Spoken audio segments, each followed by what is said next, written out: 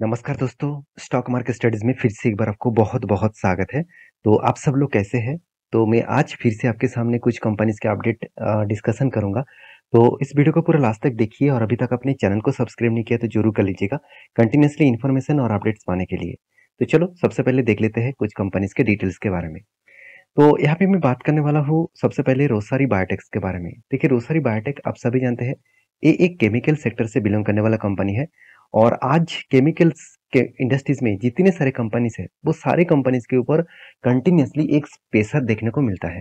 क्योंकि आप सभी जानते हैं केमिकल्स का जो रॉ मटेरियल्स है उसका जो प्राइस है वो इंक्रीज हो चुके हैं और मार्केट में केमिकल का जो प्रोडक्ट है उसका डिमांड कम हो चुके हैं। और रही बात इस कंपनी का जो बिजनेस है वहाँ पे आप देखेंगे तो स्पेशलिटी केमिकल्स के ऊपर कंपनी काम करते हैं, जहाँ पे company home and personal care, textile, speciality chemicals and animal health and nutrition के ऊपर। तो ये सारे पॉइंट्स यही मैटर करते हैं कि कंपनी का जो स्ट्रेंथ है कुछ प्लस है कुछ पॉजिटिव में है। तो मार्केट कैप के हिसाब से कंपनी 4,800 करोड़ के आसपास इसका मार्केट कैप है और कंपनी के पी रेशियो 45 के आसपास है। आरओसी आरओई दोनों ही ठीक ठाक लेवल में तो नहीं है, एवरेज के आसपास है। और कंपनीज के देखिए डेप्थ जो है वो एकदम ना के बराबर है।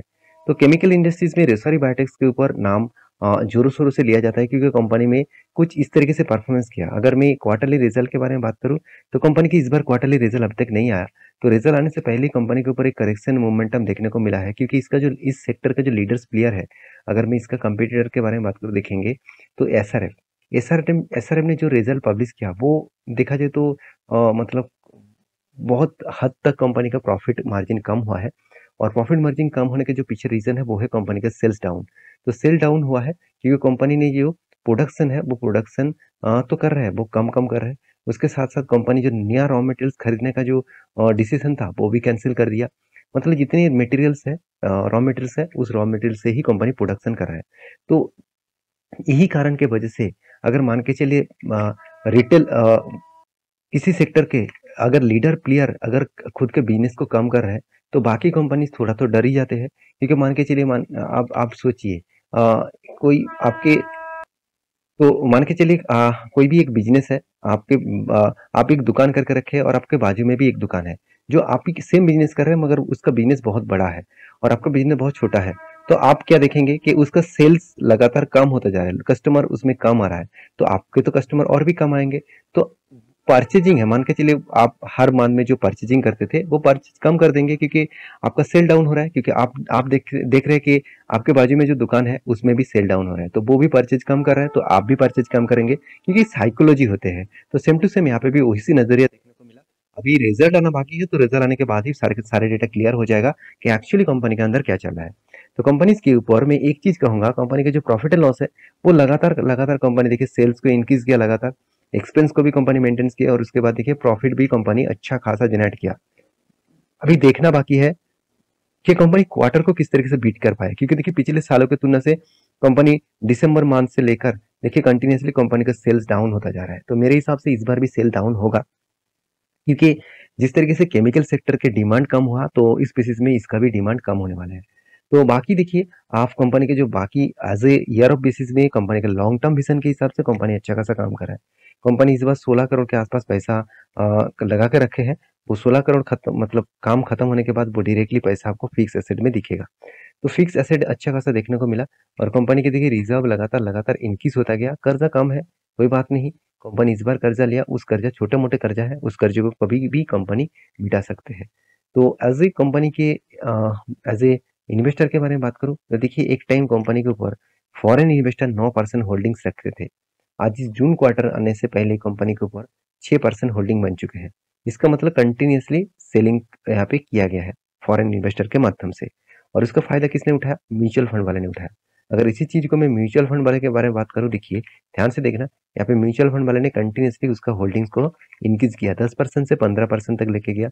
और प्रोमोटर के पास तो पहले जितना होल्डिंग्स था आज भी होल्डिंग्स है और रिटेल पब्लिक के पास देखिए होल्डिंग्स थोड़ा सा डाउन साइड में देखने को मिला। तो कोई बात नहीं, हर पैरामीटर आपको ठीक ठाक ही देखने को मिला। तो रही बात इस कंपनी के चार्ट पैटर्न्स का, तो कुछ इस तरीके से लेवल्स क्रिएट हुआ, मैं आपको पहले भी मेंशन किया था। कंपनी यहाँ पे एक बिग रैली दिखा है क्योंकि ऑपरेटर इसको एक ऑपरेटिंग गेम के हिसाब से देखा और मैंने आपको बोला था कि इस रेंज को ब्रेक करने के बाद एक मोमेंटम दिखेगा और नेक्स्ट लेवल आपको यहाँ तक दिखने को मिल सकता है, जो लेवल है 974 के आसपास, क्योंकि यही लेवल कंपनी के लिए एक बिग रेजिस्टेंस कम सप्लाई जोन है। तो बिग रेजिस्टेंस कम सप्लाई जोन दोनों यहाँ पे दिख रहा है। इस दोनों लेवल को ब्रेकआउट कंपनी को करना पड़ेगा, तभी आप अपर साइड में एक बड़ा टेंट आपको दिखेगा। तो मैं इसके लिए इंतजार कर रहा हूँ, और यहाँ पे तो मैं ऑलमोस्ट एक एंटी लेवल यहाँ पे ले चुका हूँ। मेरा टारगेट यहाँ पे तक होगा, तो देखा जाए टारगेट होगा क्या नहीं होगा, जो मैं पहले वीडियो में भी आपको डिस्कशन किया था। नेक्स्ट जो कंपनी है जिसके बारे में बात करूँ, उसका नाम है ओलेक्ट्रा गिनटेक लिमिटेड। तो ओलेक्ट्रा गिनटेक लिमिटेड जो है, वो कंपनी के बारे में बात करूँ तो कंपनी का जो परफॉर्मेंस है वो कुछ अच्छा खासा देखने को मिला, और कंपनी लगातार लगातार ग्रोथ करता रहा, क्योंकि इस सेक्टर में कंपनी एक लीडर प्लेयर है। कंपनी ओलेक्ट्रा गिनटेक एक बसेस बनाने वाला कंपनी है, और ईवीज बसेस बनाने में लीडर कंपनी है। तो आज तक कंपनी का ऑन रोड 3000 से भी ज़्यादा बसेस रास्ते में देखने को मिलेगा। तो कंपनीज के जो प्रोजेक्ट है वो इंडिया में नहीं, अभी बाहर की कंट्री से भी कंपनी प्रोजेक्ट मिलना स्टार्ट हो गया। कंपनी में एक चीज़ आपको बता दूं कि कंपनी कितना ट्रेड रिसीव किया वो देखना बहुत इंपॉर्टेंस है।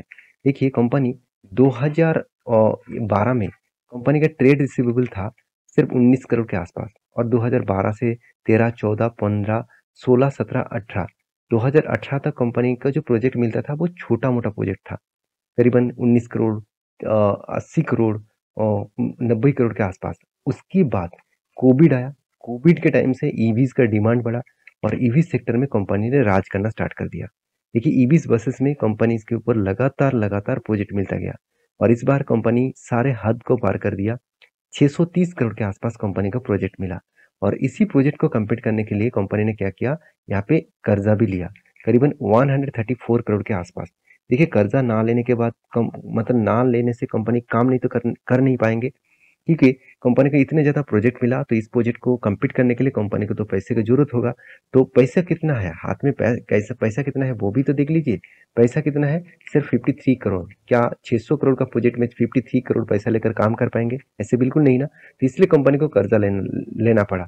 तो फिर भी कंपनी डेट फ्री कंपनी है, और इस हिसाब से देखा जाए तो कंपनी का जो प्रॉफिट एंड लॉस है, और उसमें कंपनी में लगातार ग्रोथ करते गया। और कंपनी देखिए, सेल्स ग्रोथ, कंपनी का प्रॉफिट ग्रोथ, कंपनी का रिटर्न ऑफ इक्विटी में वीकनेस है, बाकी सारे पैरामीटर्स पॉजिटिव है, और कंपनी आपको धमाका रिटर्न दे दिया। एक साल में करीबन 84% के आसपास, और 3 साल में 168% के आसपास, 5 साल में कंपनी 48, और 10 साल में 60% के आसपास कंपनी ने क्या किया, यहाँ पे रिटर्न जनरेट करके दिया। तो मेरे हिसाब से एक बेस्ट अपॉर्चुनिटी यहाँ पे देखने को मिला, और आपको इस बेस्ट अपॉर्चुनिटी में फायदा भी मिलेगा। तो कहाँ पे मिलेगा, मैं आपको दिखा रहा हूँ। सबसे पहले देखिए इंस्टीट्यूशन क्या कर रहा है। देखिए, इंस्टीट्यूशन के बारे में बात करें तो फॉरेन इंस्टीट्यूशन अच्छा खासा होल्डिंग्स करके रखे थे, तो छोटा मोटा स्टेक यहाँ पे उन्होंने बेचा, और उसके हिसाब से म्यूचुअल फंड वाले ने क्या किया, खुद का स्टेक को यहाँ पे बढ़ा चुके हैं। और ऑपरेट मतलब प्रोमोटर के बारे में बात करें तो प्रोमोटर 50% होल्डिंग्स लेके रखा है, और पब्लिक के पास 41% का होल्डिंग है। तो सब कुछ कंपनी के साइड में ही है। तो कंपनी के ऊपर में दो ट्रेड आपको मेंशन किया था। पहली ट्रेड क्या था, पहली ट्रेड यहाँ पे बना, एक ट्रायंगल पैटर्न बना था। तो मैं आपको मेंशन किया था कि इस ट्रायंगल पैटर्न को किसी भी साइड में अगर ब्रेकआउट करे तो एक बड़ा सा रैली आपको दिखेगा। तो यहाँ पे ब्रेकआउट के लिए मैं यहाँ पे ट्रेन लाइन ड्रॉ करके दिया था। इस कैंडिडेट ने पहले इस कैंडिडेट ने ब्रेकआउट किया, और कंफर्मेशन इस कैंडिडेट ने दिया। तो मैंने यहाँ पे एंट्री लिया। किस तरीके से एंट्री लिया गया आपको मैं बता दूं कि एक्चुअली यहाँ पे जो पैटर्न है कुछ इस तरीके से बना, और यहाँ पे जो पैटर्न है कुछ इस तरीके से बना। तो ध्यान दीजिएगा, यहाँ पे जो टारगेट लिया गया था वो टारगेट था इस जो टोटल साइज है इस साइज के ऊपर। तो यहाँ पे जो टारगेट था इस लेवल को टारगेट मेंशन किया, और यहाँ पे देखिए बाइंग एंट्री से मैं टारगेट लिया। तो कितना 22% का टारगेट यहाँ पे मिला है। तो अच्छा खासा टारगेट मिला, और टारगेट मिलने के बाद यहाँ पे देखिए कुछ टाइम बिताया, और उसके बाद ब्रेकआउट दिया। तो ब्रेकआउट में मैं एंट्री लिया था, और इस कैंडल के ऊपर मैंने एग्जिट लिया। ये भी मैं पिछले वीडियो में आपको बताया था। और बहुत सारे दोस्तों ने मुझे कमेंट किया, सर आपने इतना जल्दी क्यों एग्जिट ले लिया। देखिए, एग्जिट लेने का जो मेरा मकसद था वो है, इस कंपनी के ऊपर यहाँ से फोमो बाइंग हो रहा था। इसका मतलब लोगों को लग रहा था कि इतना लॉन्ग जर्नी हो चुके हैं, तो मैंने तो ट्रेड मिस कर दिया, चलो फिर से बाइंग हुआ है तो मैं बाइंग कर लूँ। तो ये ऑपरेटर का गेम है। ऑपरेटर देखिए यहाँ से इस लेवल में ही कंपनी के ऊपर कितना प्रॉफिट कमाया। अगर मैं यहाँ से यहाँ तक देखूँ तो देखिए 40% का गेन उन्होंने कमा लिया। उसके बाद देखिए कंटिन्यूसली वो माल बेच रहा है। तो इसको आपको फंसाने का टोटली यहाँ पे साजिश है। तो आप प्लीज इस तरीके से ट्रैप में मत फंसिए। हाँ, मैं रिस्क लेकर काम किया था, और इस रिस्क को मैंने आपको वीडियो नहीं बना के दिया, मैं सिर्फ प्रॉफिट बुकिंग होने के बाद ही बताया। और हाँ, यहाँ पे मैं पहले से ही आपको मेंशन किया था, आप मेरे प्रीवियस वीडियो में देख सकते हैं। मगर यहाँ पे मैं जो एंट्री लिया था, वो एंट्री मैं आपको नहीं मेंशन किया, क्योंकि मुझे लगता है बहुत सारे लोग मेरे कहने में टेल ले लेते हैं, तो जो नहीं लेना चाहिए, क्योंकि मेरा वीडियो एजुकेशन पर्पस में होता है। मैं कोई भी बाय एंड सेल का रिकमेंडेशन आपको नहीं कर पाऊंगा, क्योंकि मैं कोई सेबी रजिस्टर्ड पर्सन नहीं हूँ। ये मेरा मतलब है, हक में नहीं है। तो प्लीज आपके रिसर्च के हिसाब से काम करिए। तो मेरा काम है, कोई भी टेक्निकली चार्ट पैटर्न बने तो मैं आपके साथ शेयर करूंगा। और यहाँ पे मैं, आप बोल सकते हैं, एक फोमो बाइंग भी किया था। फोमो बाइंग बोल सकते हैं, और एक टेक्निकली बाइंग भी बोल सकते हैं, क्योंकि यहाँ पे कुछ वॉल्यूम क्रिएट किया और उसके बाद एक ब्रेकआउट हुआ। तो मेरे हिसाब से इस कंपनी के ऊपर फिलहाल के लिए इंतजार करना ही सही रहेगा। तो नेक्स्ट जो कंपनी जिसके बारे में बात करूँ, उसका नाम है ग्रीन पैनल इंडस्ट्रीज लिमिटेड। देखिए, प्लाईवुड के इंडस्ट्रीज में इस कंपनी का नाम एक बहुत शानदार लेवल में देखने को मिला। तो कंपनी प्लाईवुड मैन्युफैक्चरिंग करते हैं। तो देखिए, आप ऑफिसेस में लेकर, घर से लेकर, किसी भी रेस्टोरेंट से लेकर, तो हर जगह पे आपको प्लाईवुड का काम दिखेगा। तो जो फर्नीचर बनाए जाते हैं, वो फर्नीचर के लिए प्लाईवुड्स का जरूरत पड़ते हैं। तो इस कंपनी, अभी से इस कंपनी के ऊपर फोकस रखिए, क्योंकि अपकमिंग ईयर्स में प्लाईवुड का डिमांड बहुत ज़्यादा बढ़ने वाला है। क्योंकि देखिए, प्लाईवुड का डिमांड इसीलिए बढ़ने वाला है क्योंकि लोग घर बना रहा है, उसके लिए इंटीरियर करेंगे, उसके लिए प्लाईवुड का ज़रूरत होगा। बहुत सारे बिज़नेस बढ़ रहे हैं, तो उसके लिए ऑफिसेज़ के लिए प्लाईवुड का ज़रूरत होगा। बहुत सारे द रेस्टोरेंट, साथ ही साथ बहुत सारे दुकान वगैरह ओपन हो रहा है, जहाँ पे प्लाईवुड का ज़रूरत होगा। तो मार्केट में जो डिमांड है, वो बहुत ज़्यादा बढ़ने वाला है। तो डिमांड बढ़ेगा तो सप्लाई तो देना पड़ेगा, तो सप्लाई इस तरीके से कंपनी से सप्लाई बढ़ेगा। तो देखिए, कंपनी का मार्केट कैप कितना है? 4,000 करोड़। तो सोचिए, 4,000 से अगर 40,000 करोड़ बन गया, तो कंपनी आपको मल्टीबैगर रिटर्न दे देंगे। तो इसीलिए इस कंपनी को अभी से फोकस रखिएगा, क्योंकि कंपनी में ऐसे नहीं कि कंपनी खराब है, कंपनी का स्ट्रेंथ नहीं है, बिल्कुल ऐसे नहीं है। कंपनी का पी रेशियो आप देखेंगे तो ठीक ठाक है, आरओसी आरओई बेस्ट लेवल में है, कंपनी के डेप्थ ना के बराबर है, और प्रोमोटर के पास होल्डिंग भी अच्छा खासा है, और अच्छा खासा इनकम भी कर रहा है। तो जब हर पैरामीटर पॉजिटिव है, और कंटिन्यूसली जब कोई कंपनी प्रॉफिट को मेंटेन करते हैं, तो उस कंपनी डरने से क्या होगा? उस कंपनी तो आपको बेस्ट अपॉर्चुनिटी दे ही रहा है। तो इन्वेस्टर के बारे में बात करूँ, तो प्रोमोटर से लेकर एफआईडीएस, पब्लिक, हर किसी ने इन्वेस्टमेंट करके रखा। डीएस ने तो 18% से डायरेक्टली 21% तक होल्डिंग्स को इंक्रीज कर दिया। तो रही बात इस कंपनी के चार्ट पैटर्न का, तो आप ध्यान दीजिएगा, मैं चार्ट पैटर्न कुछ इस तरीके से बना। तो यहाँ पे मैं चार्ट पैटर्न में, यहाँ पे क्या बना, एक शोल्डर बना, उसके बाद एक हेड बना, उसके बाद एक शोल्डर बना, और शोल्डर ने यहाँ पे ब्रेकआउट दिया, और ब्रेकआउट कंफर्मेशन यहाँ पे हो चुके हैं। तो यहाँ पे एंट्री लेवल्स बन चुके हैं। और देखिए, उसके बाद एक करेक्शन भी हुआ। इस करेक्शन होने के पीछे कारण भी है, कंपनी क्वार्टरली रिजल्ट। तो रिजल्ट देखिए, कंपनी रिजल्ट कुछ अच्छा नहीं आया, कंपनी का सेल्स यहाँ पे डाउन हुआ इस बार, और इसके चलते कंपनी का जो प्रॉफिट मार्जिन है, वो 50% डाउन हो गया। और इस 50% डाउन होने के कारण शेयर के ऊपर एक करेक्शन भी देखने को मिला। तो ऐसे नहीं कि शेयर करेक्शन हुआ है तो वो गिरते जाएंगे, मेरे हिसाब से तो नहीं लगता। अगर वो अपसाइड में जाए और यहाँ तक टारगेट अचीव करे, तो 25% का गेन यहाँ पे मिल सकता है। बाकी आप एक बार ऑब्वियसली रिसर्च करके ही काम करना, क्योंकि इस तरीके से टारगेट हमेशा आपको इजीली नहीं मिलता। आपको टाइम लगता है, आपको पेशेंस है, तभी प्रॉफिट मिलेगा। अगर पेशेंस नहीं है तो कुछ भी नहीं मिलेगा। तो नेक्स्ट जो कंपनी जिसके बारे में बात करूँ, उसका नाम है Sharda energy and minerals limited. तो Sharda energy and minerals limited, जो एक स्टील मेकिंग कंपनी है, और इस कंपनी के ऊपर लगातार प्रॉफिट देने के बाद, अगर मैं डाउन साइड से टॉप साइड तक देखूं, तो कंपनी आपको करीबन करीबन आप देखेंगे 800 से 1800 तक, 1100 तक कंपनी जा रही नहीं दिखाया। और इसके चलते ही कंपनी ने एक अनाउंसमेंट भी किया। वो अनाउंसमेंट क्या है? कंपनी का स्प्लिट।